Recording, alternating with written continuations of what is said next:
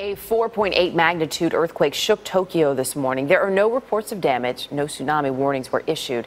But a year ago, the tsunami that hit Japan dumped 5 million tons of debris into the Pacific Ocean, and much of it is now headed this way. As Nancy Cordes reports, government scientists are telling Congress to prepare for a potential disaster. From a Harley-Davidson motorcycle to barrels of chemicals, tsunami debris is already washing ashore on the West Coast. In March, the U.S. Coast Guard had to sink a 160-foot fishing vessel that had floated all the way from Japan. Many people said we wouldn't see any of this impact till 2013 or 2014. What we're hearing is it's here. How do we deal with it? At a hearing Thursday, senators from western states grilled a top U.S. environmental official.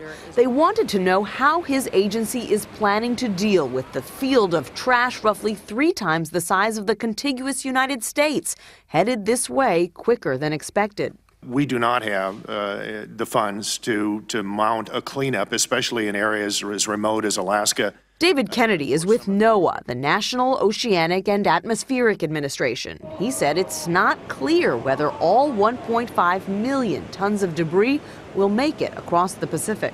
How much of that is still going to be floating and available to come ashore? We don't have a clue.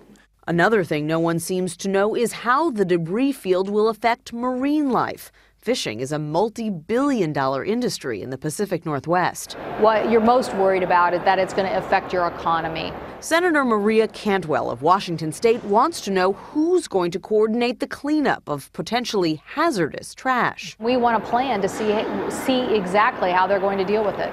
And it won't be cheap. The cost to remove one small sailboat that washed up on a Pacific atoll was $1.2 million. For CBS This Morning, Nancy Cordes, Washington.